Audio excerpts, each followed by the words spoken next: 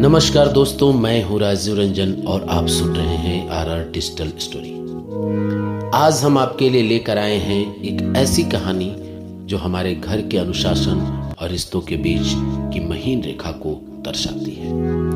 यह कहानी प्रसिद्ध पत्रिका गृह शोभा मार्च अंक 2026 से ली गई है, जिसकी लेखिका हैं प्रज्ञा पांडे मन्नू, और कहानी का शीर्षक है मैडम जी। यह कहानी सिर्फ एक महिला की नहीं बल्कि उस अहम की है जो अक्सर सफलता के साथ हमारे भीतर अनजाने में घर कर लेता है। कहानी की शुरुआत होती है एक आलीशान बंगले से, जहां की दीवारें पर अनुशासन की परतें जमी है। इस घर की स्वामिनी है मानिनी, जिन्हें दुनिया मैडम जी कहती है। मानिनी बचपन से ही एक समृद्ध और फौजी अनुशासन वाले माहौल में पली बढ़ी थी। उसके पिता जो खुद एक फौजी थे, उन्होंने मानिनी को कभी झुकना नहीं सिखाया। उसके लिए अनुशासन ही जीवन का एकमात्र शब्द था। इसी कड़क स्वभाव के कारण कॉलेज में कभी कोई उनसे बात करने की हिम्मत नहीं जुटा सका।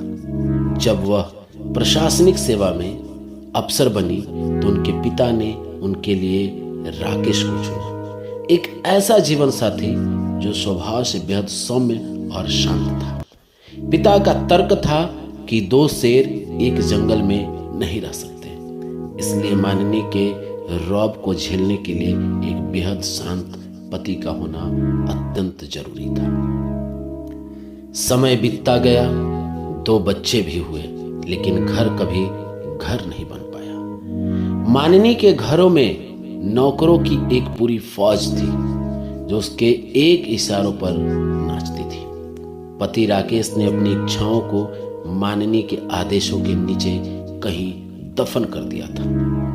बच्चे भी मां से बात करने के बजाय उनकी अनुशासन से खौफ खाते थे। मानिनी को लगता था कि उनका घर एक आदर्श घर है, क्योंकि वहां सब कुछ परफेक्ट था, पर वह यह भूल गई थी कि परफेक्शन में अक्सर प्राण नहीं होते हैं।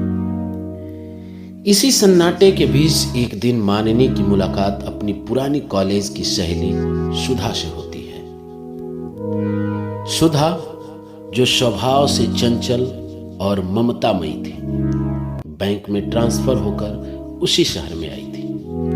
मानिनी ने शिष्टाचार और थोड़े दिखावे के भाव से सुधा को अपने घर रहने का न्योता दिया। सुधा जब उस आलीशान बंगले में आई तो उसे ऐसा लगा कि वहां हर चीज अपनी जगह पर तो है, पर लोगों के दिल में एक दूसरे के लिए जगह नहीं है। सुधा का बच्चों के साथ मिलना एक जादू की तरह था। जहां मानिनी बच्चों को केवल क्या करना है और क्या नहीं करना है बताती थी, वही सुधा ने उसके साथ बैठकर उनकी बातें सुनी। एक सुबह जब मानिनी का नौकर परेशान था क्योंकि उसका बच्चा बीमार था, सुधा ने उसे छुट्टी दे दी और खुद रसोई में घुस गई। मानिनी के बच्चे, जो रसोई को केवल एक वर्किंग एरिया समझते थे, वहां सुधा को गुनगुनाते और पकवान बनाते देख हैरान रह गए। सुधा ने बच्चों को डांटने के बजाय उन्हें अपने साथ काम में शामिल कर लिया। किसी को आटा गूंथने दिया तो किसी से सब्जी धुलवाई।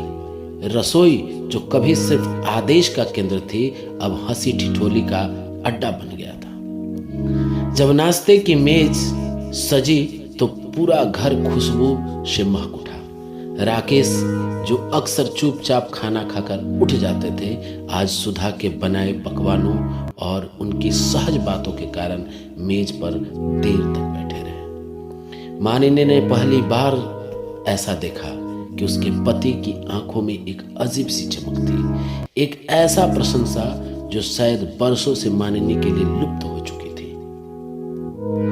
कहानी में एक बड़ा मोड़ आता है जब सुधा अपने नए फ्लैट में शिफ्ट हो जाती है और मानिनी के परिवार को रविवार के खाने पर आमंत्रित करती है। मानिनी जब वहां पहुंची तो उसे अपनी मैडम जी वाली छवि बहुत छोटी लगने लगी। सुधा का घर मानिनी के बंगले के मुकाबले बहुत छोटा था, पर वहां की ऊर्जा बहुत विशाल थी।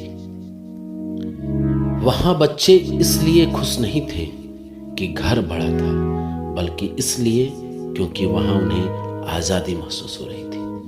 सुधा के बच्चे और मानिनी के बच्चे एक साथ ऐसे घुल मिल गए जैसे बरसों पुराने दोस्त हों। मानिनी ने देखा कि सुधा का पति राज किचन में जाकर खुद कॉफी बना रहा है और सुधा के साथ ठहाके लगा रहा है। राज का अपनी पत्नी के प्रति यह सम्मान और सहयोग मानिनी के लिए बिल्कुल नया था।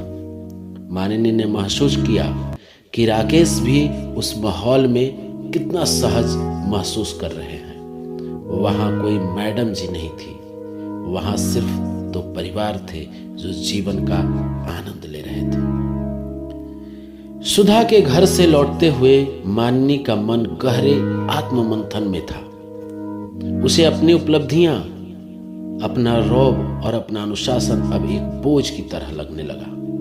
उसे एहसास हुआ कि उसने अब तक अपने परिवार पर राज किया है, उनके दिलों में निवास नहीं किया। उसने देखा कि सुधा एक वर्किंग वुमेन होने के साथ साथ घर की हर छोटी बड़ी जिम्मेदारी को परफेक्शन से नहीं बल्कि प्यार से संभालती है। मानिनी को समझ आया कि एक घर को चलाने के लिए एक कड़क अफसर की नहीं बल्कि एक संवेदनशील माली की जरूरत होती है, जो पौधों को डंडे से नहीं बल्कि खाद और पानी से सींचता है। उसे एहसास हुआ कि वह अब तक अपने ही घर में एक अजनबी बनी रही। कहानी का समापन बहुत ही मार्मिक है। मानिनी ने यह तय किया कि अब तक अपनी सफलता का अहंकार दफ्तर की चौखट पर छोड़ आएगी। उसे राकेश की आंखों में खोया हुआ सम्मान और बच्चों के चेहरे पर अपने लिए वह बेबाक प्यार वापस चाहिए था। यह कहानी हमें सिखाती है कि अनुशासन जीवन के लिए जरूरी है, लेकिन रिश्तों के लिए नहीं। रिश्तों को पनपने के लिए थोड़ी अव्यवस्था, थोड़ी हंसी और बहुत सारा अपनापन होना चाहिए। घर नियमों से नहीं जज्बातों से चलता है। अगर आप भी अपने घर के मैडम जी या साहब जी बन गए हैं तो याद रखिए कि आपके बच्चे और जीवन साथी को आपका पद नहीं, आपका वक्त और आपकी ममता की जरूरत है। मित्रों, अगर आपको यह कहानी पसंद आ रही हो और आप चाहते हैं कि हम आपके लिए ऐसे ही शानदार और भावनात्मक कहानियां लेकर आएं, तो कृपया कमेंट में जरूर बताएं कि आप अगली कौन सी कहानी सुनना चाहते हैं। आपका एक कमेंट हमें आगे बढ़ने की प्रेरणा देता है, और अगर आप पहली बार हमारे चैनल पर आए हैं तो चैनल को सब्सक्राइब जरूर करें, वीडियो को लाइक करें और अपने दोस्तों के साथ शेयर करें, ताकि ऐसी प्रेरणादायक कहानियां हर किसी तक पहुंच सके। मिलते हैं अगले एपिसोड में, तब तक के लिए धन्यवाद।